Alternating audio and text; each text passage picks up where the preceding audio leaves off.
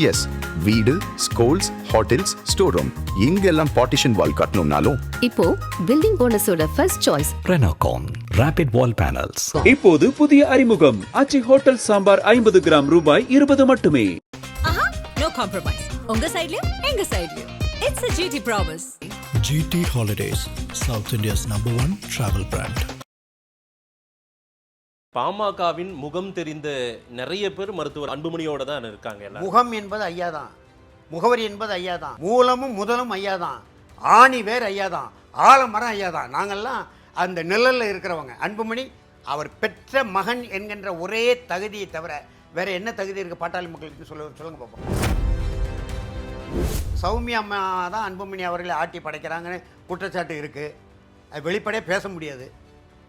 இல்லைங்க, முழுக்க முழுக்க சௌமியா தான் அவரை இயக்கி கொண்டாங்க.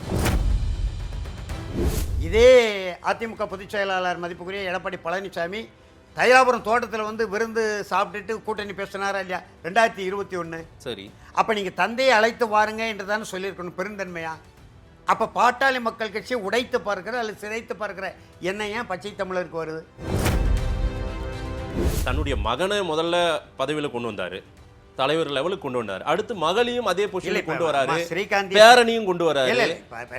இப்ப கோகமணியினுடைய மகன் தமிழ்குமரன் கொண்டு வந்திருக்காரு. நான் திருநெல்வேலியில் அப்ப என்ன அது என்னை கொண்டு வாரிசுகள் இடம்பெறாதுன்னு தானே சொன்னாரு. அது கட்சிக்காரங்களே உடைச்சிட்டாங்க. நீங்க சொன்னது உண்மைதான், மறுக்கல.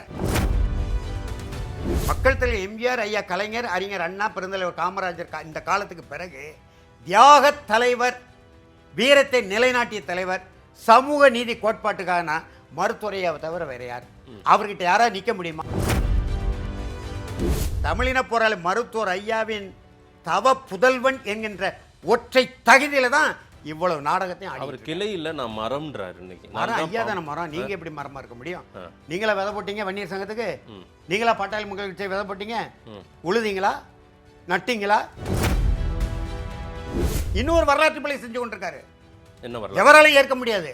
மே 17 தேசிய தலைவர் பிரபாகரன் வீர மரணம் அடைந்தால நான் தமிழ் தேசிய எழுச்சி மாநாடுன்னு போடுறாங்கிறாரு. எந்த எழுச்சி மாநாடு போடுங்க, அது உங்க உரிமை, ஜனநாயகம். அவர் இறந்தாருன்னு இவர் எப்படி சொல்றாரு? திருமா ராமதாஸ் சேர மாட்டாங்க போல தெரியுது. அது கூட அந்த ஒரு சேர வேண்டும் என்பது தமிழர்களின் கோரிக்கை. அதற்கு முதல் முட்டுக்கட்டையா இருக்கு திருமாதான். இப்ப கூட்டணிக்குள்ள வந்தா இவருக்கு என்ன? கூட்டணியில வராங்க வரல, அது வேற செய்தி. திருமாவளவன் தலைமையில் தமிழ் தேசிய சாத்தியம் இல்லை. ஏன்னா அவரே எதிராக இருக்காரு. தமிழ் தேசியத்துக்கு எதிராக. அவன் இந்த பாட்டாளி மக்கள் கட்சி தமிழ் தேசிய கட்சி தானே, தமிழர்கள் கட்சி தானே, சாதி கட்சின்றார் சார். இப்போ அதைத்தான் நான் திருப்பி உங்க கட்சி என்ன கட்சின்னு கேட்குறேன். விடுதலை சிறுத்தைகள் கட்சி என்ன கட்சி? அதன் தமிழர்களுக்கு வணக்கம். பல்வேறு துறைகளில் ஆக சிறந்த ஆளுமைகளை சந்தித்து நாம் நேர்காணல் எடுத்து வருகிறோம். அந்த வகையில் நம்மோடு இணைந்திருக்கிறார் பாட்டாளி மக்கள் கட்சி ராமதாஸ் அணியின் ஊடக பேச்சாளர் ஐயா வீனரசு அவர்கள். அவரிடம் கேட்பதற்கு நிறைய இருக்கின்ற வாருங்கள், அவடமே கேட்போம். ஐயா வணக்கம். வணக்கம், வாழ்த்துகள்.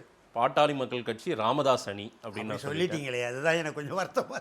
பாட்டாளி மக்கள் கட்சின்னு தான் சொல்லணும். இல்ல, இப்ப அன்புமணி ராமதாஸ் அவர்கள் தான் தலைவர் அந்த கட்சிக்கு. பாமக அவங்களதுன்ற மாதிரி தானே தேர்தல் ஆணையம். யார் அப்படி சொன்னா? தேர்தல் ஆணையம் தலைவர் அவர் தான். தேர்தல் ஆணையம் நீதிமன்றத்தில் என்ன மனு போட்டாங்க? அங்கீகரிக்கப்படாத கட்சி உள் விவகாரங்களில் நாங்கள் தலையிட முடியாது. தில்லி உயர்நீதிமன்றத்தில் மனு போட்டாங்க இல்லையா? உயர்நீதிமன்றம் என்ன எங்களுக்கு வழிகாட்டியது என்றால், தேர்தல் ஆணையம் இப்படி ஒரு மனு போட்டிருக்கு, எனவே நீங்கள் என்ன பண்ணுங்க, உரிமையியல் நீதிமன்றம் சிவில் கோர்ட்டுக்கு போய் உங்களுடைய சிக்கலை தீர்த்து கொள்ளுங்கள்னு சொல்லி வழிகாட்டுச்சு தில்லி உயர்நீதிமன்றம். அந்த அடிப்படையில் சென்னை உயர்நீதிமன்றத்தில் எங்களுடைய கட்சி நிறுவனர் தலைவர் தமிழின பொருள் மருத்துவரையை வழக்கு போட்டிருக்காங்க. அந்த வழக்கு இப்போ வருகிற 24 மறுபடியும் விசாரணை. அதுக்குள்ள நீங்க இப்படி சொன்னீங்கன்னா எப்படி? இல்லைங்க, இப்போ 2 பாமகவா இருக்கு. மருத்துவர் ஐயா ராமதாஸ் பாமக, அன்புமணி ராமதாஸ் பாமகவா இருக்கு. உங்களுக்கு தெரியாது ஒன்றும் இல்லை. நான் உங்களை கேட்கிறேன், கட்சியை தொடங்கினது யாரு? மருத்துவர் ஐயா தான். அப்புறம் ஆனா இன்னைக்கு ஒட்டுமொத்தமா 98% அந்த பக்கம் தான். யார் சொன்னா அப்படி? யாரும் அப்படி சொல்ல. நீங்க தான் சொல்றீங்க, மாதேஷ் தான் சொல்றீங்க. நீங்க பாட்டாளி மக்கள் கட்சியினுடைய மாநில நிர்வாகிகள் கூட்டத்தை நான் பார்த்தேன், மாநில செயற்குழு கூட்டத்தை பார்த்தேன், 2 முறை மாநில பொதுக்குழு கூட்டத்தை பார்த்தேன்.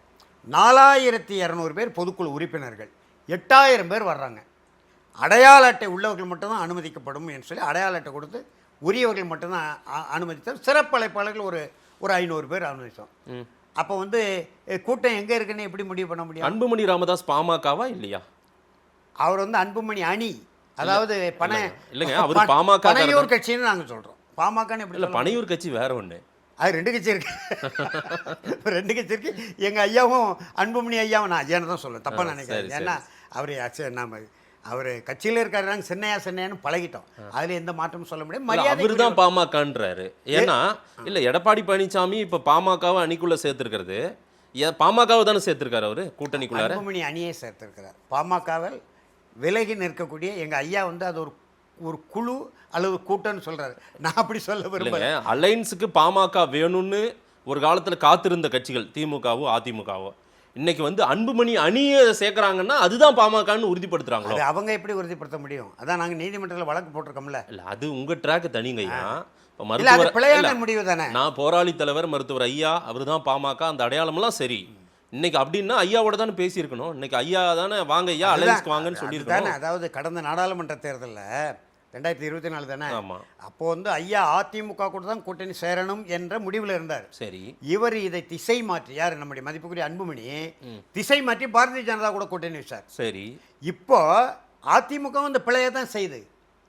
இதே அதிமுக பொதுச் செயலாளர் மதிப்புக்குரிய எடப்பாடி பழனிசாமி தைலாபுரம் தோட்டத்தில் வந்து விருந்து சாப்பிட்டுட்டு கூட்டணி பேசினாரா இல்லையா 2021? சரி. அப்போ நீங்கள் தந்தையை அழைத்து வாருங்க என்று தானே சொல்லியிருக்கணும் பெருந்தன்மையா.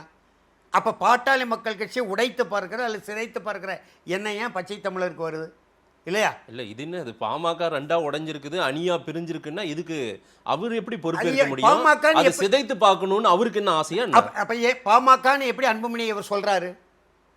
நரேந்திர மோடி அவர்கள் கலந்து கொள்கிற கூட்டத்தில் மாம்பழ சின்னத்தை வைக்கிறாங்க. வழக்கு இருக்குது தெரியுமா தெரியாதா? சிக்கல் இருக்குது தெரியுமா தெரியாதா? சொல்லுங்க பார்ப்போம். இப்போ ஓ பன்னீர்செல்வத்தை கூப்பிட்டு நாங்கள் எங்கள் ஐயா தைலாபுரத்துக்கு அழைத்து அண்ணா திராவிட முன்னேற்ற கழகத்தோடு நாங்கள் கூட்டணி அப்படின்னு சொல்லி ஒரு மேடையை போட்டு ரெட்டையிலை சின்னத்தை நாங்கள் போட்டோன்னா எடப்பாடி ஏற்பாரா? இல்லைங்க, பாமகவின் முகம் தெரிந்த நிறைய பேர் மருத்துவர் அன்புமணியோட தான் இருக்காங்க. முகம் என்பது ஐயா தான், முகவரி என்பது ஐயா தான், மூலமும் முதலும் ஐயா தான், ஆணி வேர் ஐயா தான், ஆலமரம் ஐயா தான். நாங்கள்லாம் அந்த நிழலில் இருக்கிறவங்க. அன்புமணி அவர் பெற்ற மகன் என்கின்ற ஒரே தகுதியை தவிர வேற என்ன தகுதி இருக்கு பாட்டாளி மக்களுக்கு சொல்லுங்க பார்ப்போம். இதை உங்களுக்கு தெரியாத ஒண்ணு நான் வரலாற்றை சுட்டி காட்டுறேன். முன்னிலைப்படுத்தினது இவர் தானே எல்லாமே. யாரு? மருத்துவர் ஐயா தானே முன்னிலைப்படுத்தினாரு. அதற்கேற்றவாறு நீங்க செயற்பட்டீங்களா, நடந்து கொண்டீர்களா, கட்சியை வளர்த்தீர்களா? ஐயா இருக்கும் வரைக்கும் 55 சட்டமன்ற உறுப்பினர்கள் உருவாக்கினார், 15 நாடாளுமன்ற உறுப்பினர்கள் உருவாக்கினார், 4 நாடாளுமன்ற மேலவைக்கு பொறுப்பு வாங்கி இவர் அமைச்சராக்கினார். அப்போ ஒரு இளைஞர் ஐயாவுக்கு அகவையாகிவிட்டது. அப்போ புதிய முகத்தை மகனை விட்டு இளைஞர்களை ஈர்த்து இந்த கட்சியை தமிழ்நாடு தெளிவை மாபெரும் கட்சியாக வளர்த்தெடுப்பார் என்ற நம்பிக்கையில் தான் 2022 இவருக்கு மாநில தலைவர் பொறுப்பு கொடுத்தார். அதை சரிவர செய்தாரா? ஏன் செய்யலை? 2014 மாற்றம் முன்னேற்றம் அன்புமணிங்கிற தலைமை அந்த முழக்கத்தின் கீழே தமிழ்நாடு முழுவதும் 234 வேட்பாளர்கள் போட்டோம். என்ன நடந்தது? 22 லட்சம் வாக்குகள் தான் வாங்கினது. இதை கூட்டணியில் இருக்கும்போதே நம்ம வாங்கியிருக்கோம். கூட்டணியில் இருக்கும்போதே கிட்டத்தட்ட 28 லட்சம் வாக்குகளுக்கு மேலே நம்ம வாங்கியிருக்கிறோம். அப்போது கட்சியை வந்து பின்னோக்கி கொண்டு செல்கிற வேலையில் இவர் இருக்கிறாரு. இவர் மீது மக்களுக்கு நம்பிக்கை இல்லையா? இளைஞர்களுக்கு ஈர்ப்பு இல்லையா?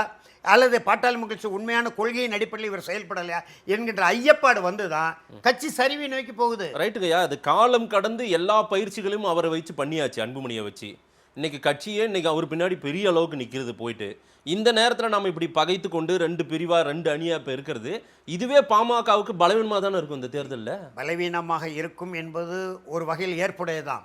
ஆனால் அன்புமணி இப்படி செய்வது சரியா? அன்புமணி நீங்க பாட்டாளி மக்கள் கட்சி எப்படி சொல்றீங்கன்னு நான் கேட்கிறேன். இல்லைங்க, கட்சியை தொடங்குனது மருத்துவர் ஐயா இல்ல. அன்புமணி ராமதாஸ் அலையன்ஸ்ல சேர்த்துட்டு பாமக எங்களோட கூட்டணி வந்துருச்சுன்னு எடப்பாடி சொல்லிட்டாரு. மோடி ஏற மேடையில் மோடி பக்கத்தில் அன்புமணி ராமதாஸ் உட்கார்றாரு. இல்லப்பா நீங்க அப்பாவோட வரணும், மருத்துவர் ஐயா ராமதாஸ் இருந்தாதான் இது சரின்னு யாருமே சொல்ல வரலன்னா ஒட்டுமொத்த கட்சியும் அன்புமணி கூட இருக்கும். வெளிப்படையா சொல்லட்டுமா? பாரதிய ஜனதா கட்சியுடைய மிரட்டலுக்கு பயந்து இண்டூர் வழக்கு, மருத்துவக் கல்லூரிக்கு முறைகேடாக இவர் அனுமதி கொடுத்தார், ஐயாவுக்கே தெரியாது, அனுமதி கொடுத்தார் என்ற வழக்கு அங்கே இண்டூர் வழக்கு டெல்லியில் இருக்கு. அந்த டெல்லி வழக்குக்கு அச்சப்பட்டு இவர் வந்து ஏற்கனவே 2024 நாடாளுமன்ற தேர்தலில் பாட்டாளி மக்கள் கட்சி பாரதிய ஜனதாவோட சேர வேண்டாங்கிற எண்ணத்தில் ஐயா இருந்தாருன்னு ஒரு கருத்தை சொன்னேன் இல்லையா? சரி. நம்ம தமிழ்நாடு கட்சி அதாவது அண்ணா திராவிட முன்னேற்ற கழகத்தோட சேருவோங்கிற எண்ணத்தில் இருந்தாரு. இன்னைக்கு அவர் ஆசைப்பட்டது தான் நடத்தியிருக்காரு. யாரு? அன்புமணி. பாரதிய ஜனதா கட்சி இருக்கா இல்லையா? ஏன் நாடாளுமன்ற தேர்தலில் அண்ணா திராவிட முன்னேற்றம் பிஜேபி கூட்டணி வரல? ஏன் வரல? இப்போ ஏன் வருது? அப்ப டெல்லியில இருந்து மிரட்டல். எடப்பாடிக்கும் பொருந்தும். இப்போ என்ன அன்புமணியை மிரட்டிட்டாங்கன்றீங்களா? மிரட்டி தான் பண்ணி வச்சிருக்காங்க. டெல்லியினுடைய மிரட்டலுக்கு பயந்து தான் ஏற்கனவே இவர் ஆசா கனிமொழியெல்லாம் திகார் சிலையில் இருந்த செய்தி இவருக்கு தெரியும். இவரும் இடையில ஒரு 12 வேறு ஒரு வழக்கில் நம்முடைய தமிழ்நாடு சிறையில் இருந்தார். சிறைக்கு போகிறதுக்கு அச்சப்பட்டு பாஜகவினுடைய மிரட்டலுக்கு பயந்து தான் இந்த கட்சியை வந்து பிளவுபடுத்துகிற வேலையை அவர் செய்கிறார். இல்லைங்க, என்ன நாங்கள் குற்றம் சாட்டுகிறோம். உண்மையான பாமக மருத்துவர் ஐயா தான் அப்படின்னா அதோட ஐயாவை நோக்கி தான் எல்லாரும் அலைன்ஸ்க்கு நேரம் வந்திருக்கணும். ஆமாவா, வாங்க அப்படின்னு ஐயாவை பார்க்க அதிமுக தலைமையில இருந்து வந்திருக்கலாம். வேற எந்த ஒரு மாற்று அணியில இருந்து ஐயாவோட அந்த மாதிரி யாராவது பேசினாங்களா? வரலன்னு நீங்க சொல்றீங்களா? இல்ல, யாராவது பேசுனது தெரியல. எல்லா இப்ப தமிழ்நாட்டில் 2 கூட்டணி பெரிய கூட்டணி. ஆமா. ஆளுங்கட்சி திராவிட முன்னேற்ற கழகம், எதிர்கட்சி ஏற்கனவே ஆண்டு கட்சி அண்ணா திராவிட முன்னேற்ற கழகம். சரி. வந்து கொண்டு தான் இருக்கிறாங்க. ஐயாவை நோக்கி வந்து கொண்டு தான் இருக்கிறாங்க. வேறு ஒரு கட்சியும் வருது இல்லையா? என் தம்பி செந்தமலன் சீமானை தவிர மற்ற அவர் தனித்து எப்போதுமே அவரை தவிர மற்ற அணிகளை எல்லாம் ஐயாட்ட வந்து சொல்லிட்டு தான் இருக்காங்க. இன்னைக்கு நாளிதழ் பார்க்கலையா நீங்க? பார்த்தேன். ஒரு முக்கிய பிரமுகர் இரவோடு இரவு வந்துக்கிட்டு தான் இருக்காங்க. ஐயா பொறுமையாக இருக்கிறார். இந்த 24ஆம் தேதி தீர்ப்பு வரட்டும், அது வரைக்கும் காத்திருப்போம். விவகாரம் வந்து விட்டது. சரி. மகனுக்கும் நமக்கும் இப்போ நீங்களே இல்ல, மகனை தோற்கடிக்க மகன் நிற்கும் தொகுதியில் தோற்கடிப்பது இவருடைய இலக்கா இருக்கும். அப்படியெல்லாம் இலக்கு கிடையாது. அப்படி கிடையாது. அது கூட்டணியில கிடைக்கிற தொகுதியில் நம்ம வெல்லுவதை தான் இலக்கே தவிர இவர்களை தோற்கடிப்பது இல்லைங்க. எப்படியும் நீங்க வந்து அன்புமணி ராமதாஸ் இருக்கிற அணிக்குள்ளார போக முடியாது, உறுதியா போக மாட்டோம். அப்படின்னும் போது எப்படியும் நீங்க எந்த அணிக்குள்ளார போறீங்களோ அவங்க பாமக எங்க நிக்குதோ அங்கதான் உங்களை போட்டியிட வைப்பாங்க. அப்படி சொல்ல முடியாது. அப்படி சொல்ல முடியாது. ஐயா அப்படி அந்த நோக்கத்தில் ஐயா இல்லைங்க. வட மாவட்டங்களில் எங்கெங்க பலமாக இருக்கிற இடங்களுக்கு தான் பிரித்து கொடுப்பாங்க பாமகவுக்குன்னு இடம். அதுதான் தேர்வும். அன்புமணி அப்படி தான் தேர்வு செய்ய போறாரு. மருத்துவர் ராமதாஸ் அவர்களும் அப்படி தான் தேர்வு செய்யப்படுறாரு. அப்படின்னா நேருக்கு நேர் போட்டி தான். ஒருவேளை நீங்கள் அப்படி கூட்டணி கட்சிகள் தொகுதி உடன்பாடு அப்படி இப்போ அன்புமணி நிறுத்துற வேட்பாளர் எடுத்து பாட்டாளி மக்கள் கட்சி வேட்பாளர் நிறுத்தக்கூடிய நிலை வந்து வேறு வழி இல்லை. பாட்டாளி மக்கள் கட்சி ராமதாஸ், பாட்டாளி மக்கள் கட்சி அன்புமணின்னு போட்டியிடுறது கூட வாய்ப்பு வரும். அன்புமணின்னு பாட்டாளி மக்கள் கட்சி அன்புமணி போடுறதுக்கு வாய்ப்பே இருக்காது. 24ஆம் தேதி வரைக்கும் கொஞ்சம் பொறுத்துருங்க. வாய்ப்பே இருக்காது. மக்கள் ஐயா பக்கம் தான் இருக்கிறாங்க. அந்த நான் கூட்டங்களை பார்த்து சொல்கிறேன். சரி. இங்கேயும் கூட்டம் கூடுது, நான் மறுக்கலை. ஆனால் இந்த கூட்டமெல்லாம் காசு கொடுத்து கூட்டமாக தெரியுது. இப்போ எங்களே கூப்பிட்றாங்களே. நாங்கள் ஐயாட்ட இருக்கிறவங்க உங்களுக்கு வளமான இப்போ உதாரணத்துக்கு நான் சொல்கிறேன். நம்முடைய பொதுச் செயலாளர்னு சொல்கிறார்ல வடிவேல் ராவணன் அண்ணன், 2021 அவர் என்னை விட மூத்தவர். கட்சியிலையும் என்னை விட முதல்ல 89லேருந்து ஐயாட்ட தொடர்பில் இருந்தவர். அதிலெல்லாம் யாரும் வரலாற்றை மறைத்து பேச முடியாது. ஆனால் 2001 அவரை கட்சியை விட்டு நீக்கிட்டாங்க. 2008 தான் நான் கட்சிக்குள்ள நான் தான் பேசி ஐயா என்கிட்ட சொல்லி 2008 ஜனவரி மாதம் 12ஆம் இது சென்னையில் கொண்டு ஐயா கிட்ட சேர்க்குறேன். ஐயா கூட்டிகிட்டு வாங்க, மூத்தவர், அவர் அறிஞர் என்று கூட்டிகிட்டு வர சேர்த்தேன். இப்போது அதே வடிவேல் ராவன், இப்போ அந்த வடிவேல் ராவணன் பாலசுந்தரம் ஒரு அம்மா பொதுச் செயலாளர் இருந்தாங்க 2011. அவங்களுக்கு பதிலாக நான் தான் என்னை தான் பொதுச் செயலாளர் அறிவிக்கணும் ஐயா என்ன பண்ணுறது என்கிட்ட பேசுனாங்க. நான் சொன்னேன், ஐயா என்னை விட மூத்தவர் அவர் இருக்கும்போது இளையவருக்கு நீங்கள் பொறுப்பு கொடுத்தீங்கன்னா அது கொஞ்சம் ஒரு மாதிரி சலசலப்பாக இருக்கும், அவருக்கு கொடுங்கய்யான்னு. பெருந்தன்மையாக சொல்கிறீங்களே வேணரசு. இன்னொருத்தரும் போட்டி போட்டார், பாசறை செல்வராஜன், காஞ்சிபுரத்துக்காரு. அவர் வேற போட்டி போடுறாரு. அப்போ அது 3 முனையாக இருக்கிறதுனால வடிவேல் ராவணன் 2 பேருக்கு மூத்தவர் அவர் கொடுத்துருங்க என்ன. இவ்வளோ பெருந்தன்மையாக சொல்கிறீங்களே வேணரசு, உங்களை பாராட்டுக்கிறேன், ராவணனை பொதுச் செயலாளர் ஆக்குறோன்னு சொன்னார். அந்த ராவணன் இந்த பிளவுக்கு பிறகு நான் தைலாபுரம் தோட்டத்தில் தான் இருப்பேன்னு தோட்டத்திலேருந்து நேர்காணல் கொடுத்தார். திலகபாமான்னு ஒரு அம்மா இருக்காங்க பொருளாளருங்கிற பேரில். அந்த அம்மாவை கடுமையாக சாடி நேர்காணல் கொடுத்தாரு. ஒரு 10 நாட்களில் டெல்லியில் போயிருக்காரு. எப்படி இருக்காரு? எங்கள் அண்ணன் வறுமை கோட்டுக்கு கீழே இருக்கிறவர் எனக்கு தெரியும். தைலாபுரம் தோட்டத்துக்கு வந்ததுனால தான் அவர் உடல் வலிமையோடு வாழ்ந்து கொண்டிருந்தார். இல்லைன்னா எப்படி ஆகியிருப்பாருன்னு அவருக்கே தெரியும். அவரே சொன்னது, எப்பா நான் எப்படி வேணாலும் ஆகிருப்பா, நல்ல வேலை என்னை கொண்டு ஐயாட்ட சேர்த்துட்டேன், நான் பிழைச்சிக்கிட்டப்பான்னு சொன்னார். இப்போ அவருக்கு எனோவா மகிழ்ந்து கொடுத்து தேவையான வசதி வாய்ப்புகளை செய்து கொடுத்து பிடிச்சு கொண்டு போய் வச்சுருக்காங்க. அன்புமணியே வீட்டிலே இருக்காரு. இல்லை, என்னை யாரும் பிடிச்சு கொண்டு போய் வைக்கல, அதே போல் நான் எங்கேயும் யாரும் யாசகம் பெறலை அப்படின்னுலாம் ஒரு பேச. அப்போ தைலாபுரம் தோட்டத்தை விட்டு எங்கேயும் போக மாட்டேன்னு சொன்னாரா இல்லையா? சொல்லிட்டு ஏன் போகிறாரு? இந்த வினா வருது. நான் அவர்கிட்ட நேரடியாக கேட்டேனே. இன்னைக்கு அன்புமணி ராமதாஸ் சொல்றாரு, மருத்துவர் ராமதாஸ் அவர்களை தவறான வழி பாதையில கொண்டு போறாங்க. ஒரு சிலர், ஒரு 2-3 பேர் அங்க இருக்காங்க. அவர்கள் வந்து அவரை வந்து 87 அகவை முதிர்ந்த ஒரு மாபெரும் தலைவர். 1000 கருத்து வேறுபாடுகள் இருந்தாலும் நாட்டின் பிரதமர் நரேந்திர மோடி மதிக்கக்கூடிய ஒரு ஜனநாயக கட்சி தலைவர். அவரை வந்து யாரும் அப்படி மடைமாற்ற முடியுமா, திசை திருப்ப முடியுமா, அவருக்கு அறிவுரை சொல்ல முடியுமா? நாங்களே இப்போ இந்த நிலையில் ஏதாவது சொல்லணும்னா 1000 முறை சிந்தித்து போய் ஒரு அந்த சொற்களை கூட எண்ணிக்கொண்டு பேசுகிற நிலையில் இருக்கிறோம். அவர் பேசணும்னு உணர்வோடு போனால் கூட ஐயாவுடைய முகத்தையும் உருவத்தையும் பார்த்து விட்டு மூச்சு தான் வருது, பேச்சு நமக்கு வரமாட்டேன். அவருக்கு போய் யாராவது அறிவுரை சொல்ல முடியுமா? சரிங்க, மகன் காலம் இது வந்து அடுத்த தலைமுறை வந்துட்டாரு. அவரை முன்னிலைப்படுத்தினதும் நீங்கள் தான். அது வரலாற்று பிழைன்னு தான் சொல்கிறீங்க. ஆனாலும் நீங்கள் ஓய்வு காலம் இது, நீங்கள் அவர்களை வழிநடத்தலாம்ல அமர்ந்து. வழி நடத்தணும்னு தான் சொல்கிறாரு ஐயா. செயல் தலைவராக போடுறேன், நான் சொல்ற வேலையை செய்ய. தலைவர்னு போட்டு தறுபடியும் ஒரு டீ தலைவர்னு போட்டு கட்சி அதல மேல இது ஒரு டீ ப்ரமோஷன் போய் அது எப்படி அது கட்சி தொண்டர்கள் அக்செப்ட் பண்ணுவாங்களா? நீங்க தனிநபர் இதை பார்க்க கூடாது. அன்புமணியினுடைய வளர்ச்சி, அன்புமணி அந்த கட்சியினுடைய ஃபிகருங்க. அவர் வந்து ஒரு முக்கியமான முகங்க. சரிங்களா? இரண்டாவது முகம் தான் அவரு, முதல் முகம் சரிங்க. ஐயா தான். அவர் போய் டீ ப்ரமோஷன் பண்றேன்னா அது சரியா வருமா? சரி, நீங்க வளர்ச்சி ஒரு தனியார் நிறுவனத்தை எடுத்துக்கொள்வோம். ஒரு மேலாளத்தை ஒப்படைக்கிறாங்க, லாபகரமாக இயங்கி கொண்டிருக்கு. திடீர்னு நட்டத்தில் போச்சுன்னா மேலாளர் மாற்றுவாங்களா, மாற்ற மாட்டாங்களா? எந்த முதலாளி லாபத்தை நோக்கி பயணிப்பானா நட்டத்துக்குள்ள எவ்வளோ நட்டம் வந்தாலும் பரவாயில்ல, இவர் பேர் பெற்றவர், புகழ் பெற்றவர், இவரே மேலாளராக இருக்கட்டும்னு யாராவது அனுமதிப்பாங்களா? கட்சி வளர்ச்சியை நோக்கி போய்கொண்டிருந்த கட்சியை தளர்ச்சியை நோக்கி தள்ளிட்டாரு.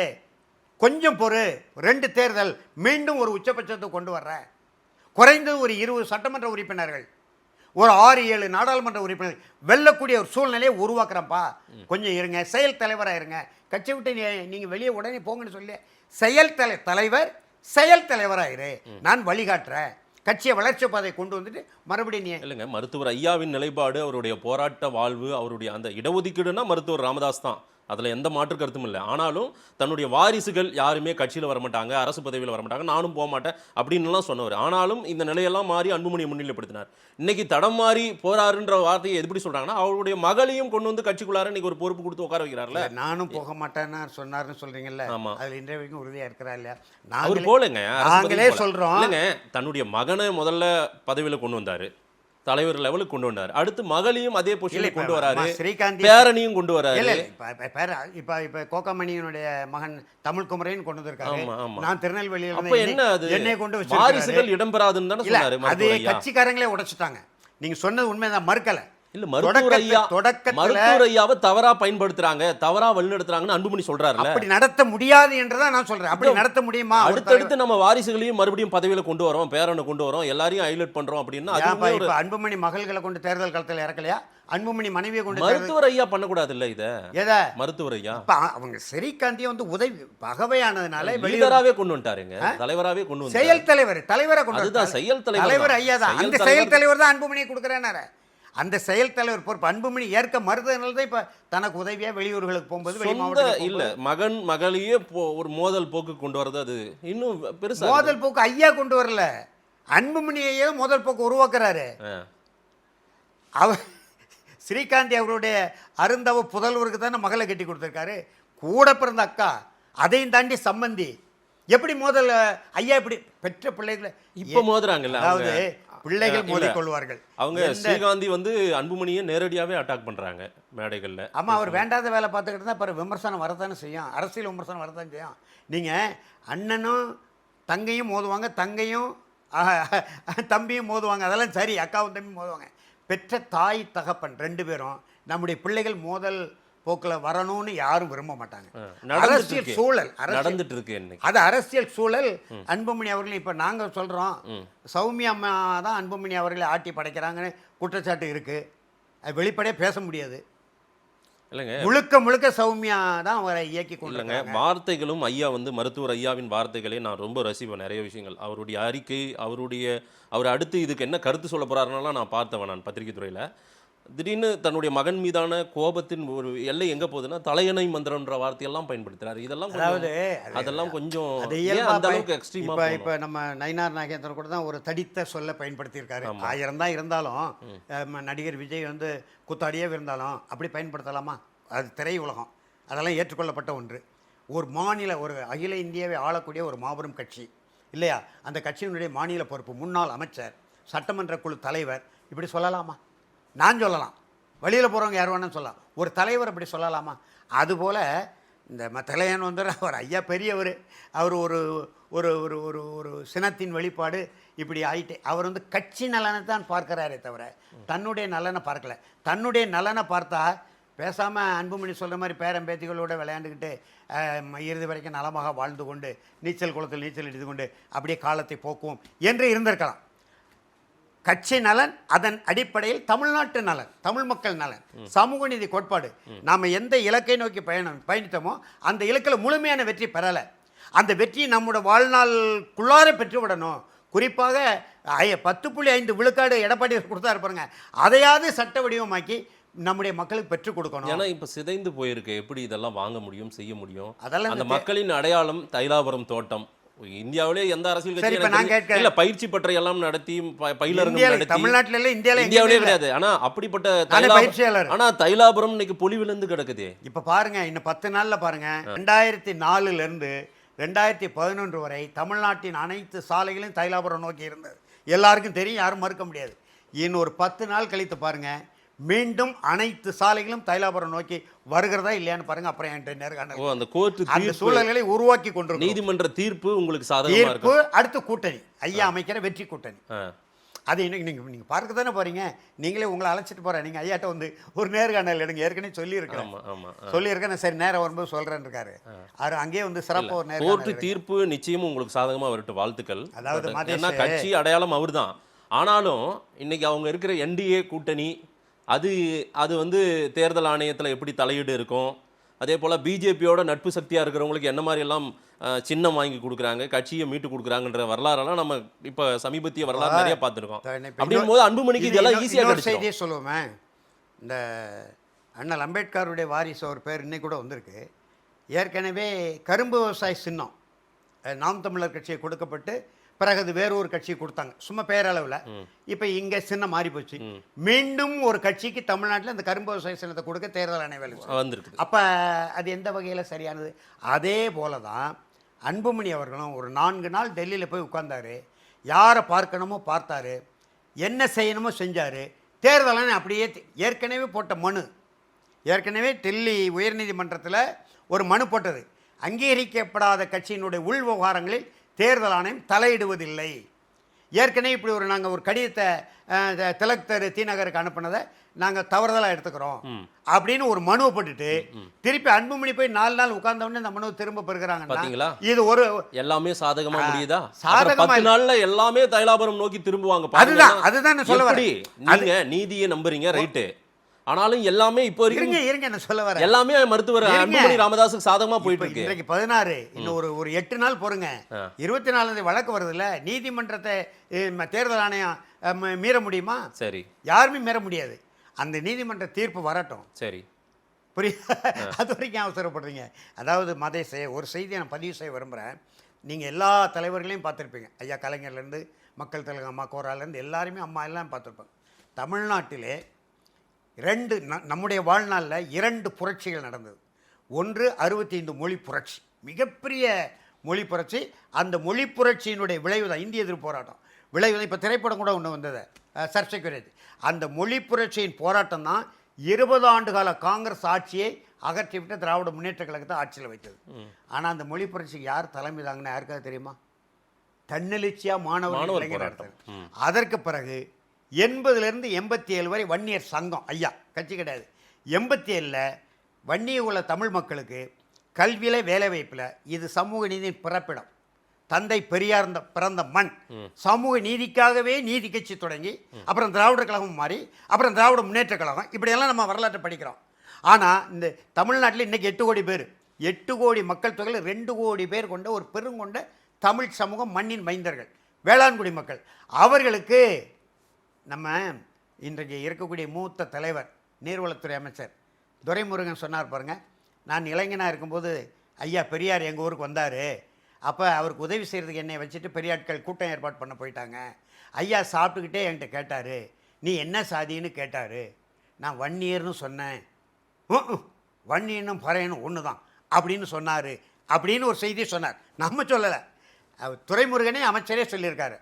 அப்போது அந்த பெரியாருடைய அந்த பார்வையில் தான் இந்த 2 கோடி தமிழ் மக்கள் இருந்த நிலை. வேண்டிய கல்வி கிடைக்கல, அரசு பணிகளில் அவர்களுக்கான அந்த பிரதிநிதித்துவம் கிடைக்கல. அதற்காகத்தான் 7 ஆண்டு போராடி 87ல் 7 நாள் சாலை மறியல் புரட்சிகர போராட்டமா இல்லையா? உண்மை. எல்லா பாளையங்கோட்டை சிறை தவிர எங்கள் ஊருக்கு மட்டும் வரல ஐயா, எல்லா சிறையிலையும் ஐயா இருந்திருக்கார். இது மாதிரி ஒரு தியாக தலைவரை, ஒரு வீரத்தை நிலைநாட்ட தலைவரை நம்ம வரலாற்றை பார்த்துக்கோமா?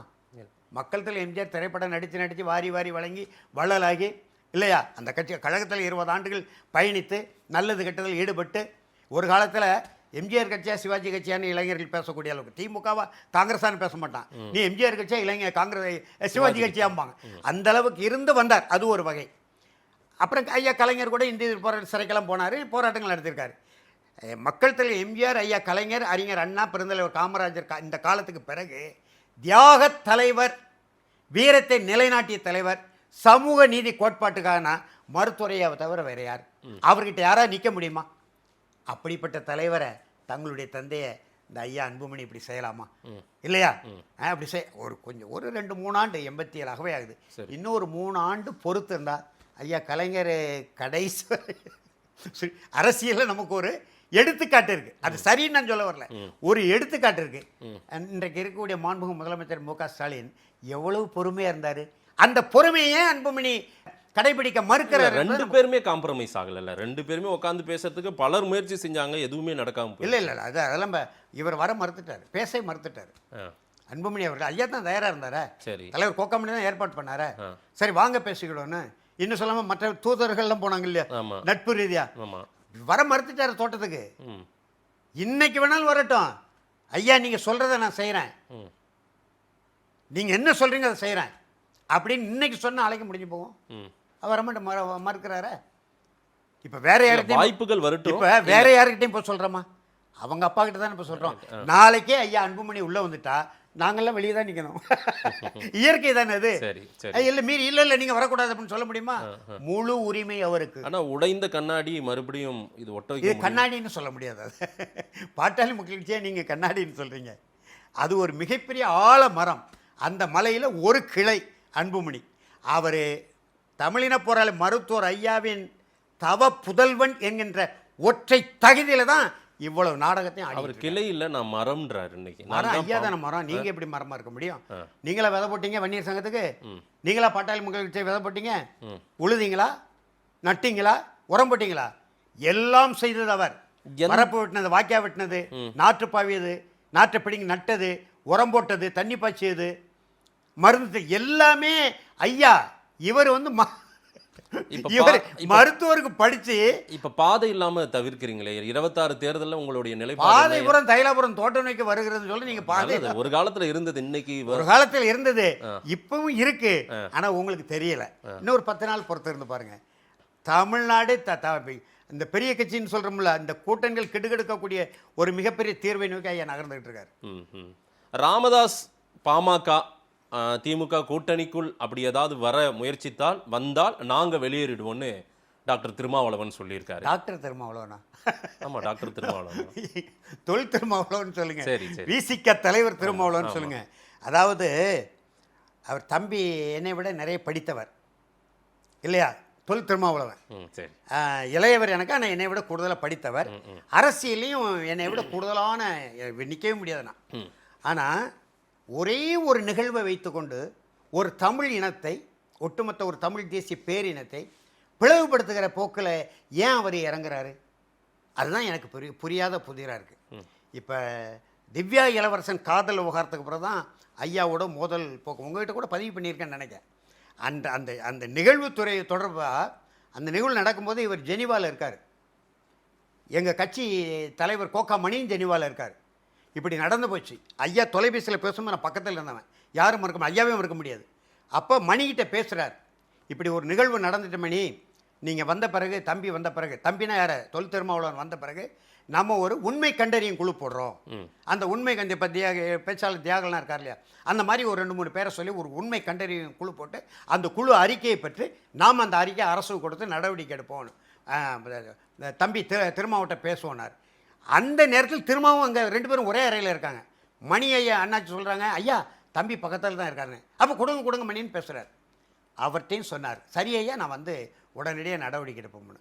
ஆனால் நடந்த என்ன தெரியுமா, வந்து இறங்கின உடனே அறிவாலயம் வந்துட்டார். அங்கே அறிக்கை தயாராக இருக்குது. எப்படி பிளவுபடுத்துகிறாங்க பாருங்கள் தமிழர்களை. 2 தமிழ் குடிகள், பூர்வக்குடி மக்கள் அப்பொழுதுதான் சேர்ந்து விடுதலை சிறுத்தைகள் கட்சி கொடியை ஐயா ஏற்றுகிறார். பாட்டாளி மக்கள் கட்சி கொடியை ஐயா தம்பி திருமாவளவன் ஏற்றுகிறார். தந்தை பெரியார், கார்ல் மார்க்ஸ், அம்பேத்கர் சிலையை வந்து தோட்டத்தில் வச்சு அம்பேத்கர் சிலையை திருமாவளவன் திறந்து வைக்கிறார். ஒரே நாளில் 7 அம்பேத்கர் சிலை ஐயா திறந்து வச்சார். அப்படி ஒரு இணக்கமான நிலை வந்து கொண்டிருக்கும்போது ஒரு சிறிய சம்பவம், நாடு பெரிய நாடு, மக்கள் தொகை பெரிய கூட்டம், ஒரு இடத்துல திவ்யா இளவரசன், அது எப்படியோ அது போகட்டும், அந்த நிகழ்வு வைத்து இந்த இனத்தை பிளவுபடுத்தலாமா? நான் இப்போ உங்கள்கிட்ட ஒரு இல்ல, அன்றைக்கு நீங்க திமுக இதை பிளவுபடுத்தி விட்டது, திருமாவிய ராமதாசையும் சேர விடாம இன்றைக்கும் அதுதான் ஒரு சமூகத்தை அப்படி செய்து கொண்டிருக்கிறதுன்றீங்க, ரைட்டு. ஒரு கிராமத்தையே, ஒரு நாய்க்கன் கொட்டா என்ற ஒரு கிராமத்தையே போயிட்டு அங்க யாரு எரிச்சது? அத்தியாவசிய அவங்களுடைய பொருட்களை எல்லாம் சூறையாடியது என்ன? அது ஒன்றுமா நடந்தது? கீழ்வெண்மணியில் 44 உயிர்களை எரித்து ஒரே ஒரு முதலாளி, ஒரு நிலச்சுவந்தர் கொண்டாரா இல்லையா?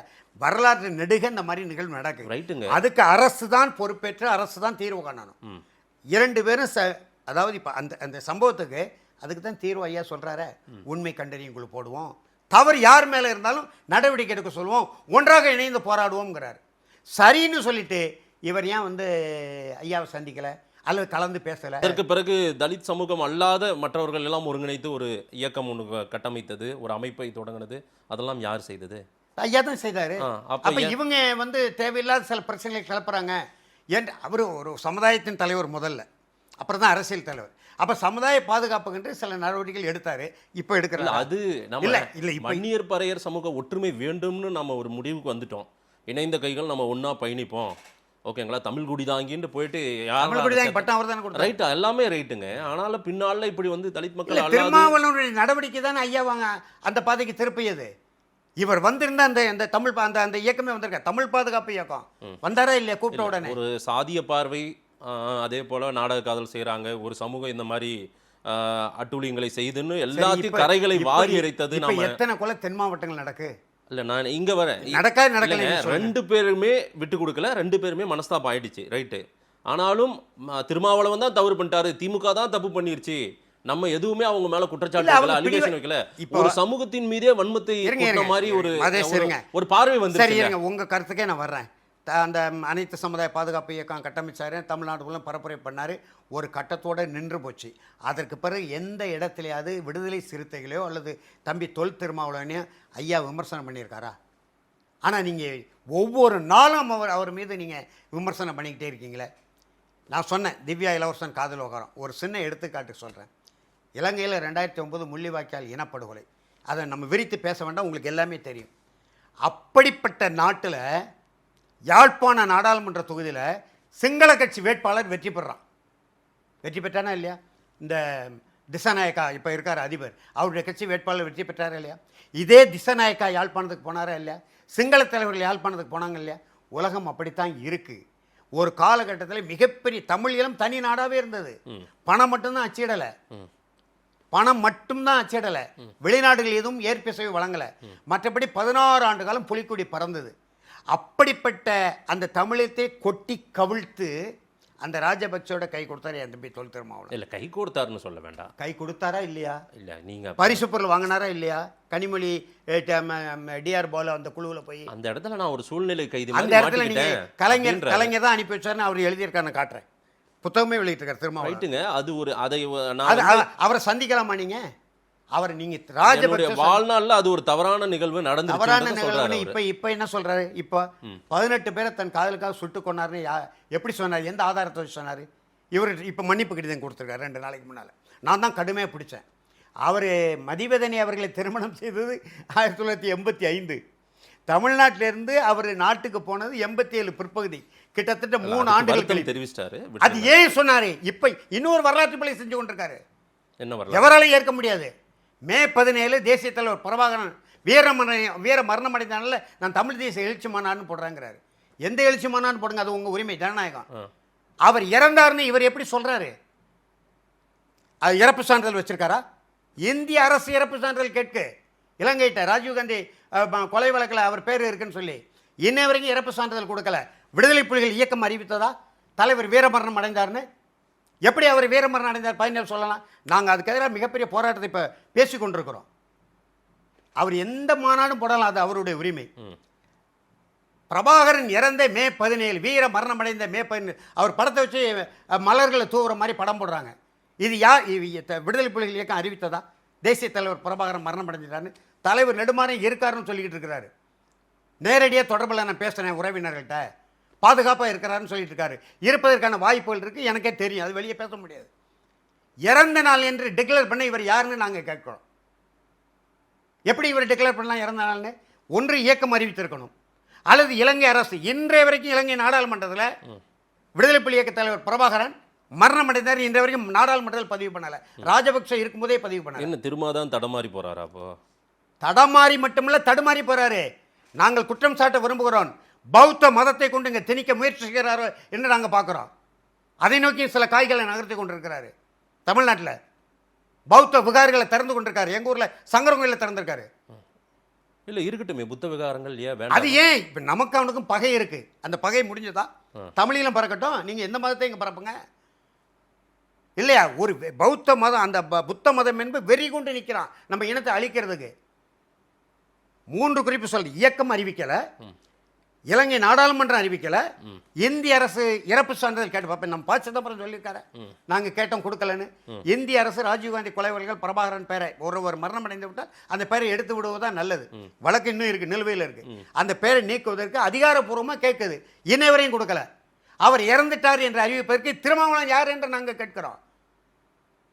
18 பேர் சுட்டுக் கொண்டான்னு எப்படி வாய் பொழித்ததும் வாங்கா பொழித்ததும் திரும்ப பெற்றுட்டாரு. நீங்க ஒரு நாடாளுமன்ற உறுப்பினர், 2 முறை ஒரு கட்சியினுடைய தலைவர், உலகம் அறிந்த தலைவர், நீங்க போய் சொல்லலாமா? உங்கள்கிட்ட சொன்னார பிரபாகரன் 18 பேர் நான் சுட்டுக் கொண்டான்னு? இல்லை, நீங்கள் அது விவாதம் வேண்டாம், அது முடிஞ்சிருச்சு. அது அவர் இன்னொரு விவாதம் இருக்கு, இன்னொரு சிக்கல் அவர் கிளப்புறாருல. இறந்து போனார்னு சொல்றதுக்கு இவர் யார் என்று கேட்கிறார். இவருக்கு யார் அதிகாரம் கொடுத்தா?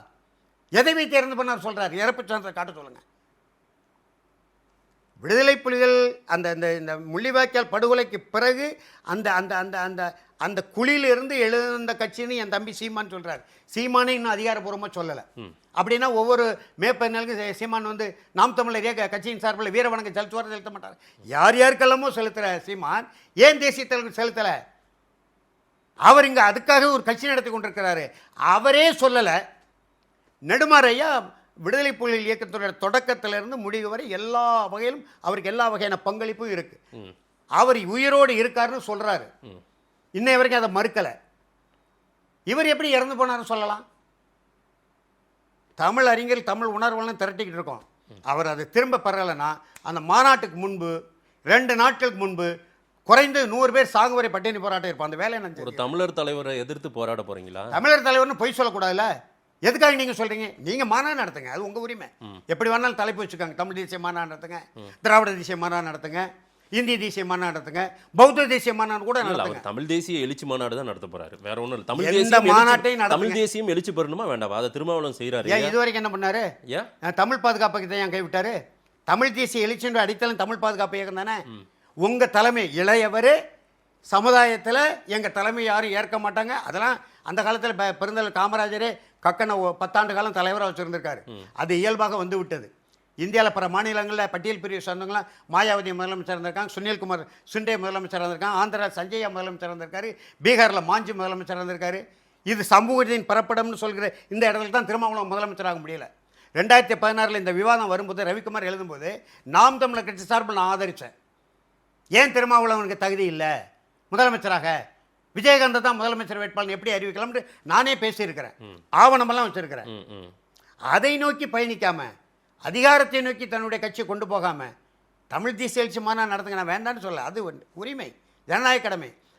அது தேசிய தலைவர் மேதகு பிரபாகரன் வீரம் அடைந்த நாள் அப்படின்னு ஏன் மாட்டேங்க? அவர் வீரம் மரணம் அடைஞ்சாரா? உங்கள்கிட்ட சொன்னாரா? 12 தளபதிகள் உண்டு தம்பி. நான் வந்து முழுக்க முழுக்க அவர்களோடு இருந்தவன், பழகியவன். திருமாவளவன் அடையார் இந்திராவுக்கு ரொம்ப நான் இருந்திருக்கிறேன். ஞாயிற்றுக்கிழமை தலைவரோடு தான் இருப்போம், அவர் நாட்டில் இருக்கிறது வரைக்கும். 12 தளபதிகள் உண்டு. பொட்டம்மான் நம்ம இவர் திருச்சி வேலுசாமி கூட சொன்னார் பாருங்க. நான் ஒரு அமெரிக்காவுக்கு போயிருக்கும்போது ஒரு முக்கியமான நபரை பார்த்தேன். அவர் இருந்தால் கட்டாயம் சொன்னாரா இருப்பாரு, இல்லையா? ஆமா. நம்ம எதிரணியில இருக்கிறவர், நம்ம அணியில இல்ல. வேலுச்சாமி என்னுடைய பேட்டியில தான் ஓ, சொன்னேன். நான் என் பேட்டியில தான் சொன்னேன். ஆமா. உங்க நேர்காணல் சொன்னாரா இல்லையா? ஆ. வேலுச்சாமி காங்கிரஸ்காரரே இப்படி சொல்றாரு, நீங்க எப்படி அவர் தமிழ் தேசிய எழுச்சியின் பேர்ல பிரபாகரனை கொலை செய்றீங்கன்னு நான் குற்றம் சாட்டுறேன். இது சிங்களவன் செய்த கொலையை விட கொடுமையான கொலை இது. இல்ல அது அவர் திரும்ப பெற்று நீங்க அதை போய் நீங்க விவாதம் அவர் பண்ண பிறந்த வேண்டாம். நாள் நடத்துங்க. இப்ப இல்ல, தமிழ் தேசிய எழுச்சி தானே நான் கேட்கிறேன் தம்பி. தேசிய நான் தலைவரை கேட்கிற இல்ல, ஒரே தேசிய தலைவரை பட்டி தொட்டி எங்கும் கொண்டு போய் சேர்த்த பெருமை சீமானுக்கு உண்டுன்னா அதுக்கு முன்னோடியா திருமாவளவனுக்கு உண்டு. அவரும் அதுக்கு உண்டு. முன்னாடி ஐயா பல நாங்களாம் கொண்டு போய் சேர்த்துட்டோம். சரி. எங்களுக்கு பிறகுதான் இவங்கெல்லாம் வந்தாங்க சரி. இல்லையா?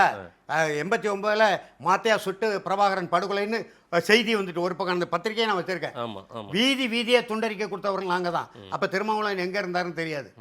தம்பி சீமான் திரைப்பட உலகத்தில் இருந்தாருல, படிச்சுக்கிட்டு இருந்திருப்பார். சரி, அது முன்ன பிறந்த எங்கள் குற்றம், பின்ன பிறந்த அவங்க குற்றம் இல்லை, சரி. அது இயற்கை. சரி. அதை விட்டோம். நான் சொல்கிறேன், தேசிய தலைவர் பிரபாகரன் பிறந்த நாள் நவம்பர் 26 நீங்கள் கொண்டாடுங்க. அவர் பிறந்த நாள் தமிழ் தேசிய எழுச்சி மாநாடு போடுங்க. நானே வந்து சால்வை போடுறேன் இல்லையா? திருமா ராமதாஸ் சேர மாட்டாங்க போல தெரியுது. அது கூட அந்த ஒரு சேர வேண்டும் என்பதும் தமிழர்களின் கோரிக்கை. அதற்கு முதல் முட்டுக்கட்டையாக இருக்குது திருமா தான். இப்போ கூட்டணிக்குள்ள வந்தால் இவருக்கு என்ன? கூட்டணியில் வராங்க வரல, அது வேற செய்தி. இல்ல ஒரு சாதி கட்சி அவங்க வந்து இவர் கட்சி என்ன கட்சி? உங்க கட்சி என்ன கட்சி? சாதி ஒழிப்பே மக்களின் விடுதலை. நீங்க எங்க ஒழிச்சிருக்கீங்க சாதிய? நீங்க திமுக தானே கூட்டணியில் இருக்கீங்க. என் கேள்விக்கு சரியா பதில் சொல்லணும். திரும்ப என்ன உங்களை கேட்கல. திரும்ப கூட்டணியில் தான் இருக்கீங்க. அண்ணாச்சி வைகோ கூட்டணியில் தான் இருக்காரு. எத்தனை ஆண்டுகளாச்சு இந்த குறிஞ்சாங்குளத்தில் இன்னைய வரைக்கும் சிக்கல் தீர்க்க முடியல. அதே நேரத்தில் கண்டதேவி கோயிலில் தேர் இழுத்து கொண்டு விட்டார் மருத்துவர் கிருஷ்ணசாமி. உங்களுக்கு தெரியுமா? கரூர் மாவட்டத்தில் நம்பி வெளியே நான் சொல்கிறேன், நான் தப்பாக நினைக்காதீங்க. 90 ஆண்டு கால பிரச்சனை, ஒரு கோயில் பிரச்சனை, ஒரு மாரியம்மன் கோயில் பிரச்சனை. வன்னியர்களுக்கும் தேவேந்தர்களுக்கும் ஏற்கனவே ஐயா வன்னியர் தேவேந்தர் ஒருதாய் மக்கள் வேறு சொல்லியிருக்காங்க. வன்னியர்களும் தேவேந்தருக்குமே கரூர் மாவட்டத்தில் கோயில் பிரச்சனை 90 ஆண்டுகால பிரச்சனை. யாருக்கும் தெரியாமல் கடந்த ஆண்டு என்னை அந்த மக்கள் அழைத்து, இங்கே பாருங்கள், இது நம்ம தெருவு, இந்த தெரு வழியாக இந்த கோயிலுக்கு போகணும், ஆனால் அந்த மண்டபத்துக்குள்ள எங்களை விடமாட்டுக்காங்க, நிர்வாகம் வன்னியர்கள்ட்ட இருக்குது, நாங்கள் சாமி மட்டும் கும்பிடுறோன்னு விடமாட்டுக்காங்கன்னு சொல்லி வழக்கெல்லாம் போட்டிருக்காங்க. மாவட்ட காவல் கண்காணிப்பாளர் ஆட்சியில் தெரியும். நான் மாவட்ட காவல்துறை கண்காணிப்பாளருக்கும் மாவட்ட ஆட்சியருக்கும் நான் போய் தலையிட்டு செய்திகளை விசாரித்து எழுதின அந்த மனு, 2 மனுவினுடைய விளைவு இன்றைக்கி எங்கள் யாருக்கும் தெரியாமல் தீர்க்கப்பட்டிருக்கு. இன்றைக்கி 2 சமூக மக்களும் அதுதானே ஒற்றுமை என்பது. சரி இல்லையா? அவங்க சொல்கிறாங்க மக்களை. இப்போ நம்ம ஒரு அலைன்ஸ் அப்படி இப்போ ஏன் வைகோ இப்போ கூட்டணி முதலமைச்சர் திராவிட முன்னணி சமூக நீதியினுடைய காவலரன் திராவிட முன்னேற்ற கழகம் இந்த குறிஞ்சாங்குளத்தில் ஏன் தீர்க்க முடியல? இல்லையா? அதே மாதிரி அது என்னது, இப்போ இந்த மலத்தை போட்டாங்களே, என்ன ஒரு வேங்கவயலில் என்ன நிலைப்பாடு? தென் மாவட்டங்களில் ஒவ்வொரு நாளும் கொலை நடந்துகிட்டு. இந்த 2 சமூகமும் ஒன்னாயிரக்கூடாதுன்னு திருமாவளவனே நினைக்கிறாரா? இப்போ அவருடைய நோக்கம் அப்படித்தானே தெரியுது. அவர்கள் வந்தால் சாதி கட்சினா இப்போ உங்க கட்சி என்ன கட்சின்னு நான் கேட்குறேன். உங்க கட்சியில் எல்லா தமிழர்களும் பொறுப்பில் கொடுத்துருக்கீங்களா? திருமாவளவன் இறங்கி வந்தால் ராமதாஸ் அவர்களும் சந்திக்கவோ நட்போடு பழகவோ இல்லை, அதை வந்து என்ன செய்யணும், இறங்கி வரணும்னு சொல்லலை. இறங்கியாலும் வர வேண்டாம். அவர் கூட்டணியின் தலைமைக்கு விட்டுற வேண்டியதானே. தலைமை நாங்கள் அதாவது திமுக அலைன்ஸ்குள்ளார மருத்துவர் ராமதாஸ் அவர்கள் கூட்டணி வைக்கிறதுக்கு தயாரா இருக்காரு. அதை தடுக்கிறது திருமாவளவனா? தயாரா இருக்கிறான்னு சொன்ன நான் சொல்ல மாட்டேன் கட்சிக்காரன். சரி, அப்படி ஒரு பேச்சுவார்த்தை நடந்ததாக செய்திகள். ஆமா, இவர் ஏன் முட்டுக்கட்டையா இருக்கிறாருன்னு கேட்கிறேன். சாதியை சொல்லி. அப்ப நீங்க முதல்ல வெற்றி பெற்ற பாரதிய ஜனதா கூட்டணியில் தான் வெற்றி பெற்றீங்க மங்களூர்ல. ஆமா, எடுத்தும் தூக்கி போட்டார் அவர். எங்க தூக்கி போட்டார்? தூக்கி போட்டு எங்க சொன்னார் தெரியுமா? மங்களூர். அது வந்து 2004ஆம் ஆண்டு நாடாளுமன்ற தேர்தலில் கலைஞர்கிட்ட போய் கேட்கிறாரு. இவர் ஏற்கனவே கூட்டணியில் இருக்காரு. எங்களுக்கு 2 நாடாளுமன்றம் கொடுங்கிறாரு. அவர் என்ன சொல்றாரு, நீங்க தமிழ் பாதுகாப்பு இயக்கத்தில் பாட்டாளி மக்கள் கட்சிங்களாம் ஒன்றா இருக்கிறீங்க, உங்க கூட்டமைப்பு சார்பில் கேட்க சொல்லுங்க, அதில் நீங்க ஒரு சீட்டு வாங்கிக்காங்க, ஒரு இதாக சொல்றாரு. உடனே இவர் தம்பி மங்களூர் சட்டமன்ற உறுப்பினர் பதவியை விலகிட்டார். நான் உண்மை சொல்கிறேன், யாரும் திருமாவளவன் இருக்க முடியாது, பக்கத்தில் வன்னியரசு இருக்கார். அப்போ சொல்கிறாரு, நான் இப்படி எனக்கு சாப்பிடுவதற்கு தனியாக இலை போட சொன்னால் கலைஞர் சொல்கிறாரு, இன்னொருத்தர் சாப்பிட்ட இலையில் உட்காந்து சாப்பிடுங்கிறாரு, எனக்கு அவமானமாக போயிட்டுறது, அதனால தான் நான் அந்த சட்டமன்ற உறுப்பினர் பதவி விலகிட்டேன் அப்படின்னு எங்கே சொன்னார் தெரியுமா? 1.5 மாதம் கழிச்சு என் நிகழ்ச்சியில் தான் சொன்னார். இதே அண்ணா சாலையில் தேவனைய பவன் நூலக கட்டடத்தில் நல்ல தமிழ் பெயரை பிள்ளைக்கு சூட்டுங்கள் தம்பி திருமா தான் வெளியிட்டார். ஐயா நெடுமாறன் விடுதலையாகி வந்துட்டார் பொடாச்சாரத்தில், ஆனால் பேச முடியாது. திருமா வச்சு தான் நடத்தினேன். அந்த கூட்டத்தில் தான் முதல் அந்த செய்தியை சொன்னார். அந்த கூட்டம் தான் இந்த தமிழ் பாதுகாப்பு இயக்கத்துக்கும் அடித்தளம் விட்டது. அப்போ தான் வந்து ராமசாமிங்கிற பேரை, தந்தை பேரை தொல்காப்பியர்னு மாற்றுறார். நல்லா பேசினார் அந்த கூட்டத்தில். அப்போ தான் அந்த ஒற்றுமை வருது. நம்முடைய புலவர் கலியபெருமாளுடைய மகன் சோழ நம்பியார்னு இருக்காரு. அவரு நாங்கள் எல்லாம் சேர்ந்து தான் அந்த தமிழ் பாதுகாப்பு இயக்கம். எல்லா தமிழர் தலைவர்களும் ஒரு பட்டியல் பிரிவை இது வரைக்கும் அப்படி இல்லை. காமராஜர் காலத்தில் முடிஞ்சு போச்சு. தம்பி தொல் திருமாவளவன் தலைமை ஏற்கணும்னு சொன்னேன். முதலாளாக வந்தவர் தமிழின பொருள் மருத்துவர் ஐயா, ரெண்டாவது ஐயா பழநெடுமாறன், மூணாவது எங்கள் மாவட்டத்தை சேர்ந்த மருத்துவர் சேதராமன், அப்புறம் கொங்கு மண்டலத்திலிருந்து ஒரு தலைவர். எல்லா தலைவர்களும் திருமா தலைமை ஏற்றோம். அதுதானே தமிழ் தேசியத்தின் அடிப்படை. அதை ஏன் நீங்கள் தகர்த்தீங்க? ஐயா வந்து தேர்தல் நேரத்தில் எங்கே வேணாலும் இன்னைக்கு நடக்குமா? அது சாத்தியமா? இன்னைக்கு அந்த மாதிரி எல்லாரும் திருமாவளவன் தலைமையில் தமிழ் தேசியம் சாத்தியம் இல்லை. ஏன்னா அவரே எதிராக இருக்கார்.